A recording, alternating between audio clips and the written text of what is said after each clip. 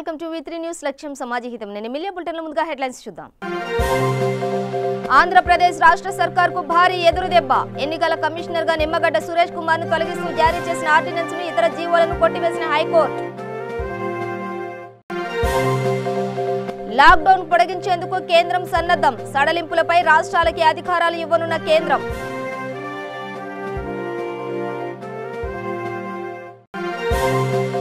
విప్లవ రచయితల సంఘం నేత వరవరరావు తీవ్ర అస్వస్థత. ముంబైలోని జేజే ఆసుపత్రికి తరలించిన జైలు అధికారులు.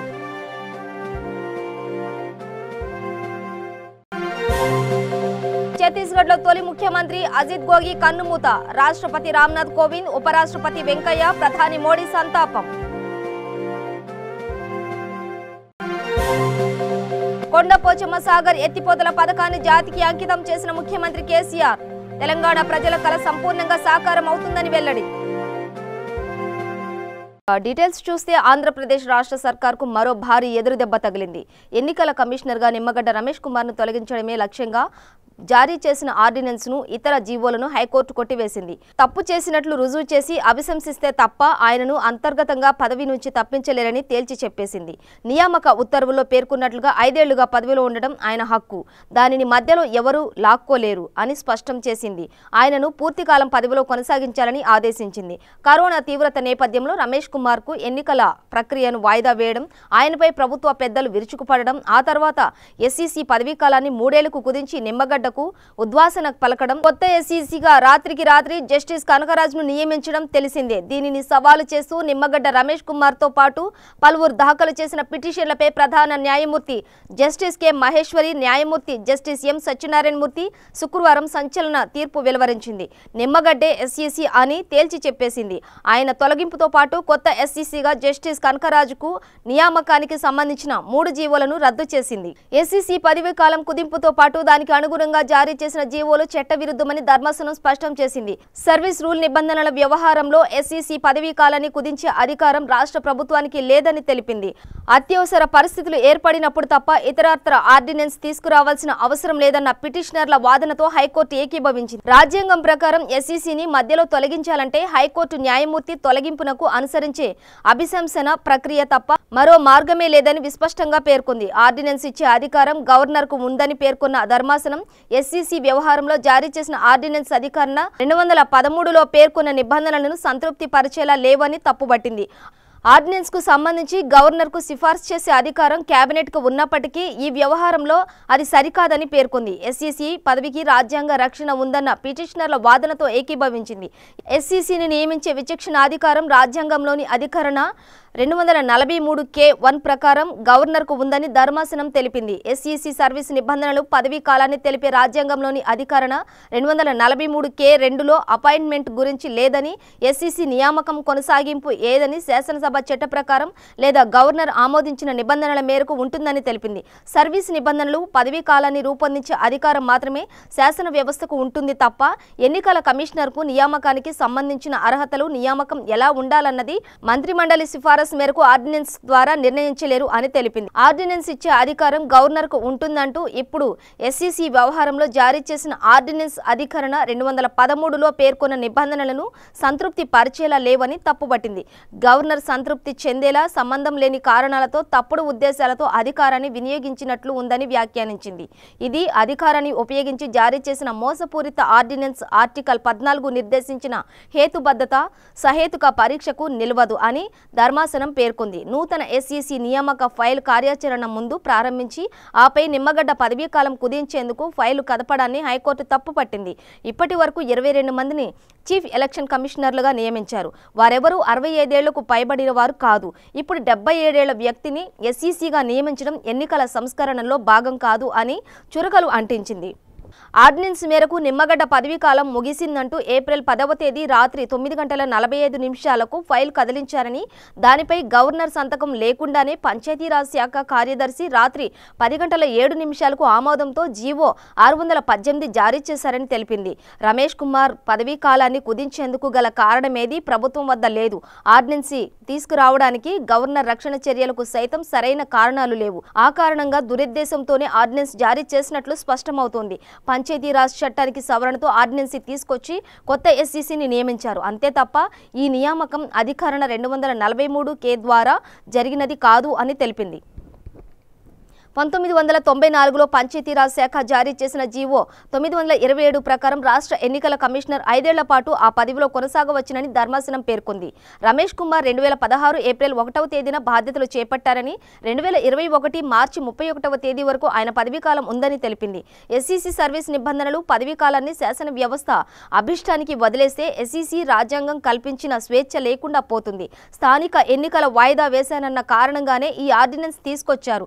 ఎన్నికల సంస్కరణల కోసం మార్చి 3వ వారం నుంచి కేంద్రంలో సంప్రదింపులు జరిపామని ప్రభుత్వం చెప్పడం గమనిస్తే స్థానిక ఎన్నికల వాయిదా తర్వాతే అదంతా జరిగినట్లు అవగతమవుతోంది అంటూ నిమ్మగడ్డ రమేష్ కుమార్ చేసిన వాదనను ధర్మాసనం పరిగణలోకి తీసుకుంది. సుప్రీంకోర్టుకు వెళ్లేందుకు అనువుగా ప్రస్తుత తీర్పు అమలు నిలిపేయాలని రాష్ట్ర ప్రభుత్వం ధర్మాసనాన్ని అభ్యర్థించింది. ఈ మేరకు శుక్రవారం మధ్యాహ్నం అనుబంధ పౌష్టిక వ్యాఖ్యలు చేసిన ఈ తీర్పు అమలును నిలిపేయాలని పక్షంలో తమ న్యాయ ప్రయోజనాలు దెబ్బతింటాయని వివరించింది. వీడియో కాన్ఫరెన్స్ ద్వారా ధర్మాసనం తీర్పు వెలువరించగానే తీర్పు అమలుపై స్టే కోరేందుకు అడ్వకేట్ సమాయత్తమవుతుండగానే కాన్ఫరెన్స్ సెక్షన్ కట్ అయిందని, అందువల్ల వెంటనే తీర్పు అమలుపై స్టే అడగడం కుదరలేదని వివరించింది. రాజ్యాంగంలోనికి 243 అధికరణ ప్రకారం ఎస్సీసీ పదవీకాలం 5 ఏళ్లు, ప్రస్తుత జీవో ప్రకారం పదవీకాలం 3 ఏళ్లకే ముగిసిపోతుంది. ఈ జీవో తీసుకురావడం అంటే ఎన్నికల కమిషన్ విధుల్లో జోక్యం చేసుకోవడమే. పిటిషనర్ల తరపున సీనియర్ న్యాయవాదులు డివి సీతారామమూర్తి, దమ్మాలపాటి శ్రీనివాస్, వేదుల వెంకటరమణ, పి వీరారెడ్డి, ఏ సత్యప్రసాద్, బి ఆదినారాయణరావు, న్యాయవాదులు తాండవ యోగేష్, జంధ్యాల రవిశంకర్, నలీష్ కుమార్, వివి నరసింహారావు, డివిఎస్ఎన్ ప్రసాదరావు, టి శ్రీధర్, నర్రా శ్రీనివాసరావు, ఖమ్మంపాటి రమేష్ బాబు వాదనలు వినిపించారు. రాష్ట్ర ప్రభుత్వం తరపున అడ్వకేట్ జనరల్ ఎస్ శ్రీరామ్, రాష్ట్ర ఎన్నికల సంఘం తరపున సీనియర్ న్యాయవాది సివి మోహన్ రెడ్డి, జస్టిస్ కనకరాజ్ తరపున సీనియర్ న్యాయవాది ఎస్ఎస్ ప్రసాద్ హైకోర్టులో వాదనలు వినిపించారు. ఏదో ఒక రూపంలో లాక్డౌన్ కొనసాగించాల్సిందేనని మెజార్టీ రాష్ట్రాల ముఖ్యమంత్రులు కేంద్ర హోంమంత్రి అమిత్ షాకు చెప్పారు. అన్ని రాష్ట్రాల ముఖ్యమంత్రులతో ఫోన్లో మాట్లాడిన ఆయన ప్రధాని నరేంద్ర మోదీని కలిసి సంభాషణలు సారాంశాన్ని వివరించారు. దీంతో మరో 2 వారాలు లాక్డౌన్ పొడిగించే ప్రకటనలు నేడు వెలువడే అవకాశం ఉంది. ప్రధాని, హోంమంత్రితో పాటు సమావేశంలో కేబినెట్ కార్యదర్శి, ఇతర ఉన్నతాధికారులు పాల్గొన్నారు. కాగా ముఖ్యమంత్రులతో హోంమంత్రి మాట్లాడడం ఇదే ప్రథమం. సాధారణ జీవనానికి ఒకేసారి కాకుండా క్రమక్రమంగా రావాలని పలువురు ముఖ్యమంత్రులు హోంమంత్రికి సూచించారు. ఏ వ్యాపార సంస్థలు తెరవాలో నిర్ణయించుకునే వెసులుబాటు మాత్రం రాష్ట్రాలకు ఉండడం గమనార్హం. విప్లవ రచయితల సంఘం నేత వరవరరావు తీవ్ర అస్వస్థతకు గురయ్యారు. నవీ ముంబైలోని తలోజా సెంట్రల్ జైల్లో 1.5 ఏళ్లుగా విచారణ ఖైదీగా ఉన్న ఆయన్ను చికిత్స నిమిత్తం ముంబైలోని జేజే ఆసుపత్రికి తరలించారు. ఈ మేరకు చిక్కడపల్లి పోలీసులకు సమాచారం అందించింది. వివిధ అనారోగ్య సమస్యలతో బాధపడుతున్న ఆయనకు 3 రోజులుగా జైల్లోనే వైద్యం అందిస్తున్నారు. గురువారం సాయంత్రం ఆయనకు కళ్లు తిరిగి పడిపోయారు. ఆసుపత్రిలో ఆయన ఛాతీకి ఎక్స్రే తీశారు. కరోనా పరీక్షలతో పాటు మరికొన్ని పరీక్షలు చేశారు. ఫలితాలు నేడు వస్తాయని, ప్రస్తుతం ఆయన ఆరోగ్యం నిలకడగా ఉందని, మందులకు స్పందిస్తున్నట్లు వైద్యులు తెలిపారు. ఆసుపత్రిలో ఉన్న వరవరరావును చూసేందుకు ఆయన భార్య హేమలత, కుమార్తె పవన శనివారం ముంబైకి రానున్నారు.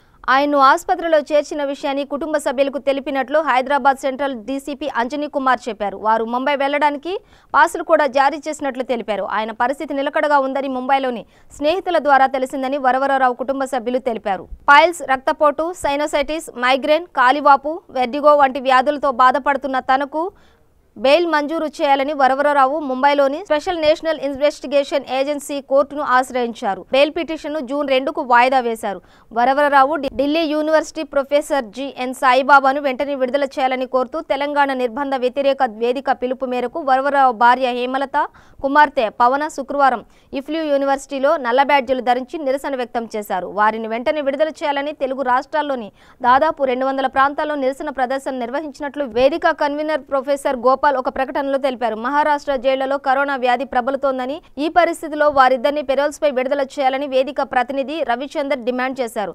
వరవరరావును విడుదల చేయాలని అరుణోదయ సాంస్కృతిక సమైక్య తెలంగాణ ఏపీ రాష్ట్రాల గౌరవ అధ్యక్షురాలు విమలక్క కోరారు. వరవరరావుతో సహా హక్కుల నేతలను తక్షణమే విడుదల చేయాలని పౌర హక్కుల సంఘం డిమాండ్ చేసింది.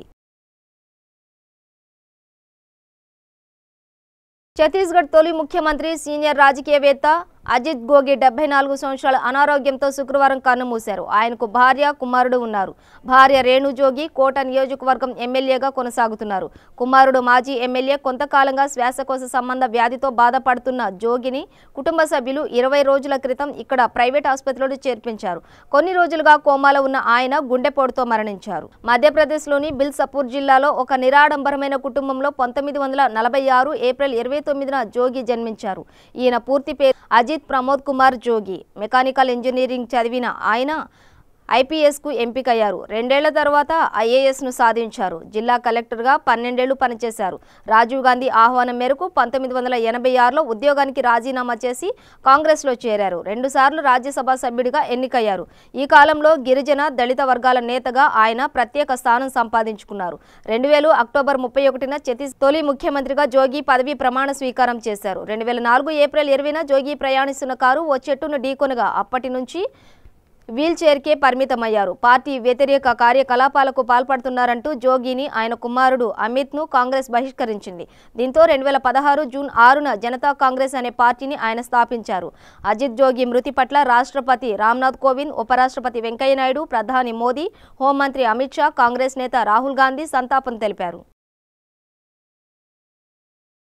6 ఏళ్ల కింద అనాథ లాంటి తెలంగాణ ఒకనాడు విషాద పంటల తెలంగాణ, ఇయాల పసిడి పంటల ధాన్యపు రాసుల తెలంగాణగా మారడం నాకు చాలా సంతృప్తిగా ఉంది అని ముఖ్యమంత్రి కె చంద్రశేఖరరావు అన్నారు. ఒకనాడు తలాపున పారుతుంది గోదావరి, మన చేను మన చెలక, ఎడారి పల్లె పల్లెన పల్లెర్లు మెలిచే అనే పాటలు పాడుకున్న తెలంగాణ స్వరూపం ఇప్పుడు పూర్తిగా మారిపోయిందన్నారు. ఏ గమ్యం కోసమైతే ప్రజలు తన వెంట నడిచారో వారందరి కళ సంపూర్ణంగా సాకారం అవుతోందని ఉద్ఘాటించారు.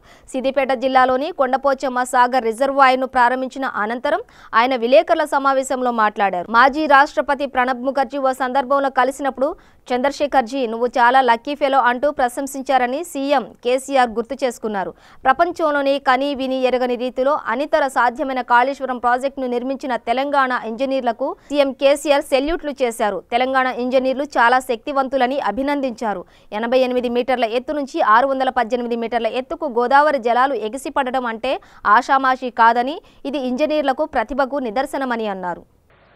ఏ లక్ష్యాన్ని, ఏ గమ్యాన్ని ఆశించి తెలంగాణ ప్రజలు తెలంగాణ రాష్ట్రం కోసం పోరాడినరో ఆ కళ సంపూర్ణంగా సాదృశ్యంగా సాకారమైనటువంటి ఒక గొప్ప చారిత్రక ఘట్టం.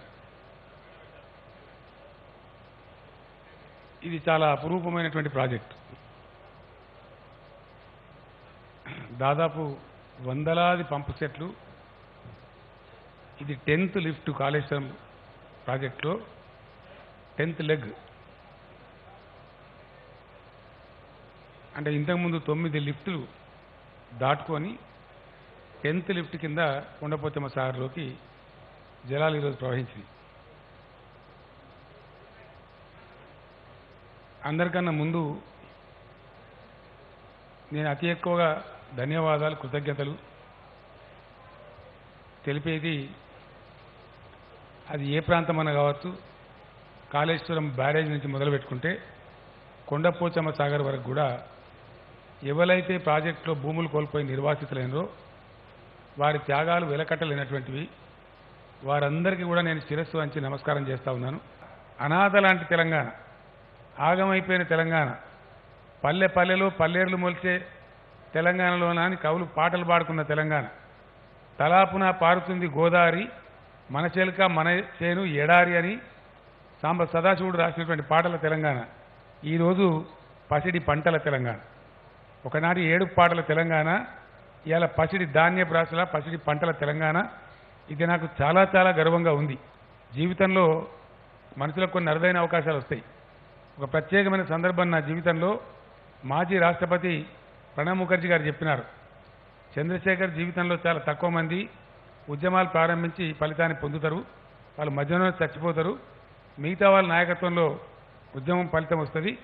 కానీ you are a lucky fellow, Telangana నువ్వే స్టార్ట్ చేసినావు, నువ్వు బతికుండగానే తెలంగాణ రాష్ట్రం సంపాదించినావు అని చెప్పి నువ్వు అదృష్టవంతుడు అని చెప్పి ఆయన చెప్పడం జరిగింది. ఇవాళ కూడా సరే అనేక శాపాలు, దీవెనలు, కేసులు, కాసులు, రాకాసులు, గోకాసులు ఎందరో అడ్డంపడి ఎన్నో కుట్రలు కుహకాలు జరిగినా అద్భుతంగా అనితర సాధ్యంగా యావత్తు ప్రపంచమే అబ్బురపడేటువంటి ఒక ఇంజనీరింగ్ అద్భుతం కాళేశ్వరం ప్రాజెక్టు 88 మీటర్ల మీన్ సీ లెవెల్ నుంచి 618 మీటర్ల లెవెల్స్కి ఎగిసిపడి ఇలా అద్భుతంగా కొండపోచమ్మ సాగర్ నిండుతా ఉన్నది. చాలా అద్భుతం. ఇది మా తెలంగాణ ఇంజనీర్ల ప్రతిభకు నిదర్శనం.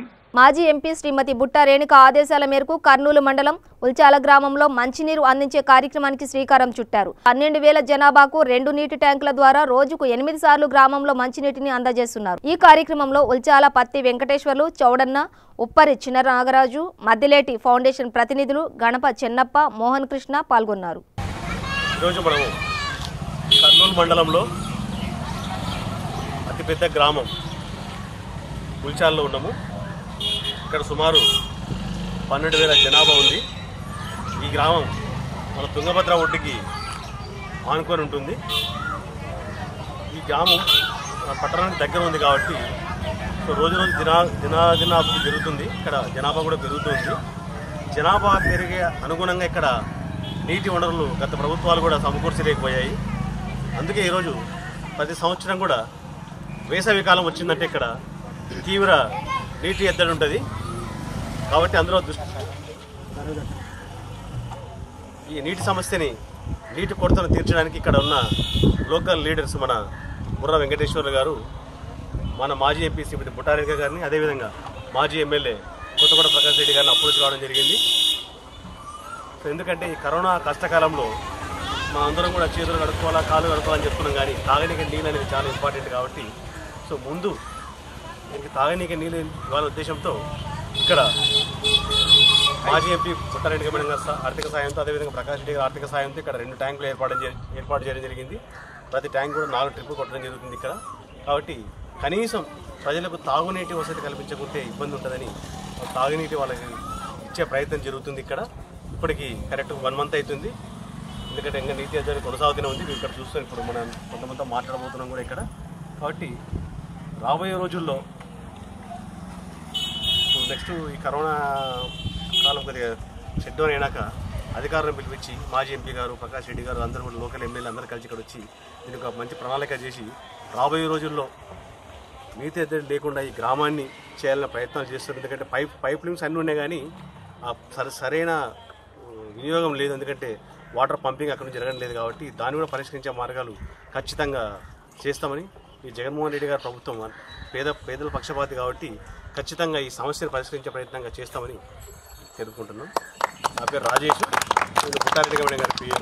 ఖమ్మం జిల్లా కల్లూరు మండలం పడమట లోకారం గ్రామ పంచాయతీ కార్యాలయం ఆవరణంలో సర్పంచ్ కళ్యాణపు కొండలరావు అధ్యక్షతన రైతులకు నియంత్రిత పంటల సాగుపై జిల్లా కలెక్టర్ ఆర్వి కర్ణన్, సత్తుపల్లి శాసనసభ్యులు సండ్రా వెంకట వీరయ్య అవగాహన కల్పించారు. ఈ సందర్భంగా వారు మాట్లాడుతూ కల్లూరు ఎన్ఎస్పీలో 10 ఎకరాల స్థలంలో గౌడర్ నిర్మించి రైతులకు ఉపయోగకరంగా ఏర్పాటు చేయడం జరుగుతుందని అన్నారు.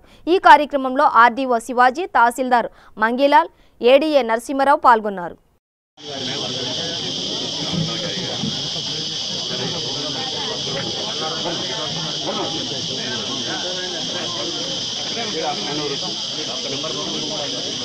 తెలియజేస్తూ మరి సర్పంచ్ గారు కానీ మన కొర్లగూడెం సొసైటీ ప్రెసిడెంట్ గారు ఏదో దరఖాస్తు రండి, అదేవిధంగా మన సీన్ గారు ఏమైనా ఇస్తే రండి. ఈ వానకాలంలో తప్పకుండా కట్టిస్తాం. నెక్స్ట్ యాసంగి మీటింగ్ అక్కడే ఉంటుంది, దాన్ని కూడా ఏర్పాటు చేయడం చేస్తున్నాం. ఆల్రెడీ మన సత్తుపల్లి నియోజకవర్గంలో అన్ని చోట్లలో అన్ని క్లస్టర్లో ఐడెంటిఫై చేయడం జరిగింది. సో ఈ ప్రత్యేకంగా ఈ కార్యక్రమంలో మీరు వానాకాలం సందర్భంగా ఏ పంట వేయాలి, పత్తిలో ఏ హైబ్రిడ్ వేయాలి అది గురించి చెప్పడం జరిగింది. అండ్ ప్రత్యేకంగా ఈసారి పత్తిలో పురుగులు, ఈ పింక్ పురుగులు చెప్తారు, గులాబీ పురుగులు, అది కొంచెం ఎక్కువ రావడం అవకాశం ఉంటుంది. దానికోసం మీరు కొంచెం నీమ్ ఆయిల్, వేప నూనె ఎక్కువ వేసుకోవాలి. వేప నూనె చాలా ఎఫెక్టివ్గా కంట్రోల్ చేస్తుంది. అది కూడా మీరు ప్రిపేర్ చేయాలని కోరుకుంటున్నాను.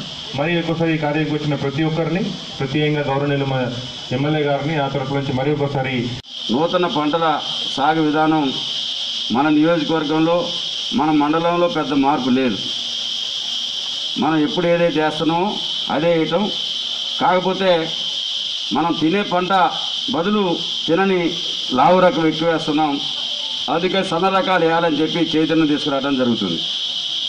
మన తెలంగాణ రాష్ట్రంలో 4 లక్షల కోట్ల మెట్రిక్ టన్నుల ధాన్యం పండుతుంటే మన ప్రజలందరూ తెలంగాణ ప్రజలు తినేది 1,00,000 మెట్రిక్ టన్నుల ధాన్యం. అయితే ఈరోజు రేషన్ షాపుల్లో బియ్యం ఇచ్చేది ఎంతమంది తింటున్నారో మనందరికీ తెలుసు. 90% మనం ఎవరు తినట్లే ఆ బియ్యాన్ని. అందుకని ముఖ్యమంత్రి గారి ఆలోచన ప్రజలు తింటున్న ధాన్యాన్ని మనం పండించకుండా వాళ్ళు తినందాన్ని మనం పండించడం వల్ల ఇబ్బంది వస్తున్న ఏకైక లక్ష్యంతో వారు ఈరోజు మన రైతు సోదరులందరినీ మారుతున్న కాలానికి అనుగుణంగా, ప్రజల ఆహార అలవాటుకు అనుగుణంగా, మార్కెట్లో ఉన్న డిమాండ్కి అనుగుణంగా పంటలు సాగు చేయాలనే లక్ష్యంతో వారు తీసుకున్న కార్యక్రమానికి మన రైతు సోదరులందరూ కూడా సంపూర్ణ మద్దతు తెలియజేస్తున్నారని చెప్పి ఈ సందర్భంగా తెలియజేస్తున్నాను. రంగారెడ్డి జిల్లా ఆమనగల్లు మండలం టీఆర్ఎస్ పార్టీ కార్యాలయంలో జరిగిన విలేకరుల సమావేశంలో జడ్పీటీసీ అనురాధ పత్యానాయక్ మాట్లాడుతూ మండల ఎంపీపీ అయిన అనితా విజయ్ తన ఛాంబర్లోని తన సీట్లో ఎమ్మెల్యే తన పర్మిషన్ లేకుండా కూర్చున్నాడని ఆరోపించడం సరికాదు అన్నారు. ఎంపీపీ పదవి రావడానికి సహకరించిన ఎమ్మెల్యేను దూషించడం తగదన్నారు. ఈ కార్యక్రమంలో రైతు సమన్వయ సమితి మండల అధ్యక్షులు అర్జున్ రావు, టీఆర్ఎస్ మండల అధ్యక్షులు నిట్టా నారాయణ, వైస్ ఎంపీపీ అనంతరెడ్డి, వివిధ గ్రామాల సర్పంచులు, ఎంపీటీసీలు తదితరులు పాల్గొన్నారు. జై శివలాల్, జై గిరిజన. నిన్న ఎంపీపీ గారి ఛాంబర్లో ఎమ్మెల్యే గారు కూర్చున్నారని చెప్పేసి మీడియాలో అక్కడక్కడ చూడడం జరిగింది. కానీ అది గిరిజన జాతికి ఎక్కడైనా అన్యాయం జరిగితే ఫస్ట్ ముందుండి పోరాటం చేసేది మేమే. కానీ అక్కడ గిరిజన జాతికి అన్యాయం జరగలేదు. వాస్తవంగా గతంలో ఎంపీపీగా గెలిచినప్పుడు ఎమ్మెల్యే గారిని ఛాంబర్లో పిలిచి మాతో పాటు కూర్చోండి సార్ అని చెప్పేసి చాలాసార్లు కూర్చున్నాం. ఎమ్మెల్యే గారు కూర్చున్నారు ఛాంబర్లో. మరి అప్పట్లేని అగౌరవం ఈ 10లోనే అగౌరవం అయిందా? ఎందుకంటే ఇది ఒక రాజకీయ పావు. కల్లకుర్తి తాలూకాలో కొంతమంది మా గిరిజన జాతులని అడ్డం పెట్టుకొని ఆడుతున్న నాటకంలో భాగంగా ఇదొక డ్రామా మాత్రమే. ఈ ఆడిస్తున్న వాళ్ళు గతంలో మాడుగుల ఎంపీపీ జయపాల్ నాయక్ ఉన్నప్పుడు అతను నిలబెట్టి వీళ్ళు కూర్చున్న చరిత్ర ఉంది. ఇక్కడెక్కడైనా జరిగిందా? ఎంపీపీ గారి మీద, వాళ్ళ కుటుంబం మీద గవర్నర్ జయపాల్ యాదవ్ గారి ఎమ్మెల్యే గారికి ఎంత ప్రేమ ఉందంటే, ఉదాహరణగా గౌరవ ఎంపీటీసీ సరితా పంతు గారు కొన్నాపూర్ ఎంపీటీసీగా గెలిచి వీళ్ళు పోటీ పడినప్పుడు కోరం అంతా సరిత వైపే ఉన్నప్పటికీ కూడా థావరియన్ నాయక్ గారి మీద అభిమానంతో ఎమ్మెల్యే గారు అనిత గారికి ఎంపీపీగా చేయడం జరిగింది. కర్నూలు జిల్లా ఆలూరు నియోజకవర్గం ఆస్పరిలోని ఐనకల్లు గ్రామ ప్రజలు మండల కార్యాలయం ముందు ఆందోళనకు దిగారు. పశువులు, మూగజీవాలు తాగే నీరు మేము తాగుతున్నామని ఇప్పటికైనా అధికారులు తమపై కనికరం చూపాలని వేడుకున్నారు. ఈ ఆందోళనలో గ్రామ ప్రజలు భారీగా పాల్గొన్నారు.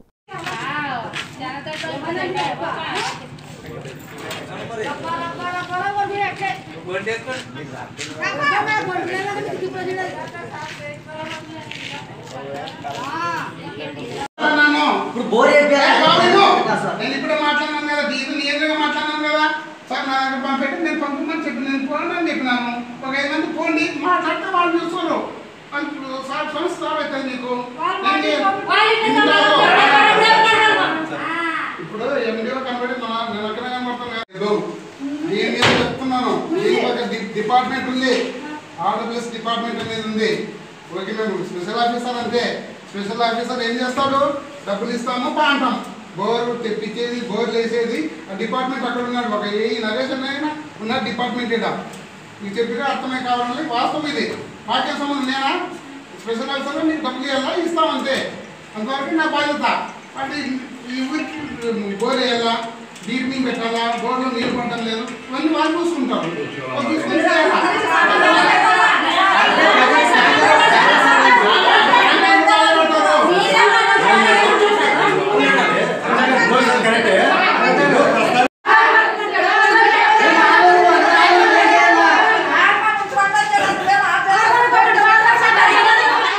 సంగారెడ్డి పట్టణ పరిధిలో గల పోతిరెడ్డిపల్లి చౌరస్తాలో 31 మరియు 32 వార్డు ప్రజలకు సూచనలు మరియు జాగ్రత్తలు తెలియజేశారు. తేదీ 26 నాడు పరీక్షించిన కరోనా వ్యాధి నిర్ధారణ పరీక్షల్లో పాజిటివ్ కేసు నమోదు. సంగారెడ్డి పట్టణ పరిధిలో గల పోతిరెడ్డిపల్లి చౌరస్తా హౌసింగ్ బోర్డు ఫేజ్ 1 పరిసర ప్రాంతాల్లో నివసించే వ్యక్తికి కరోనా వ్యాధి పాజిటివ్గా నిర్ధారణ కావడంతో పరిసర ప్రాంత ప్రజలను అప్రమత్తం చేశారు అధికారులు.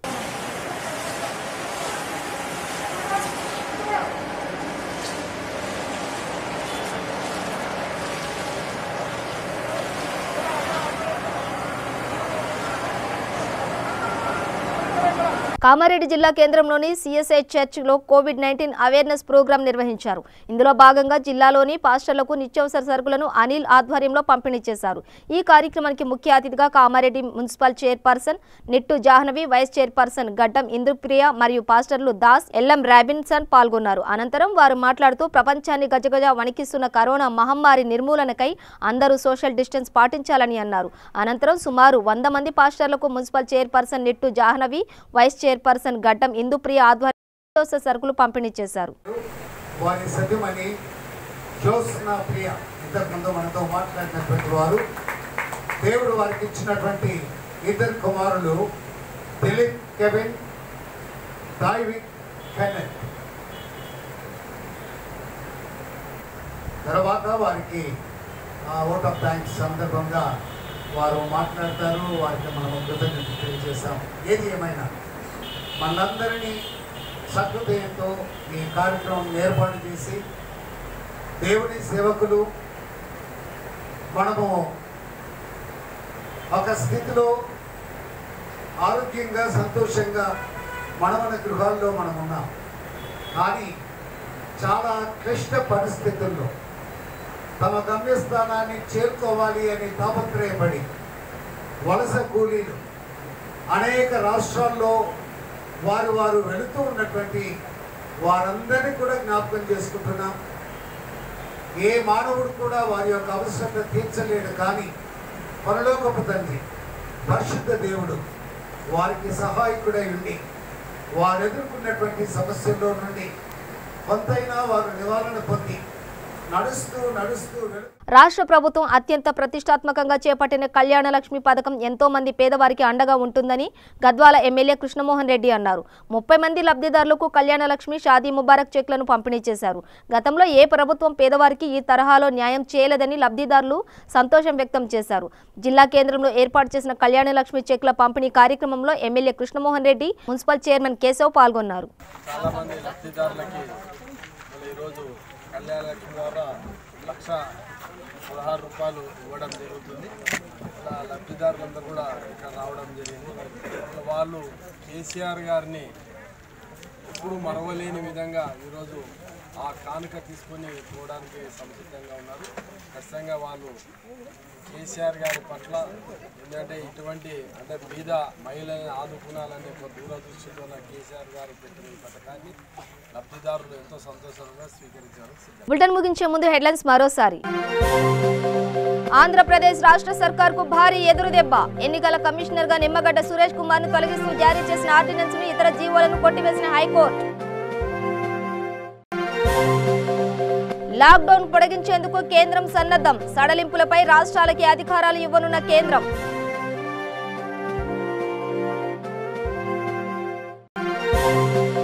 విప్లవ రచయితల సంఘం నేత వరవరరావు తీవ్ర అస్వస్థత. ముంబైలోని జేజే ఆసుపత్రికి తరలించిన జైలు అధికారులు.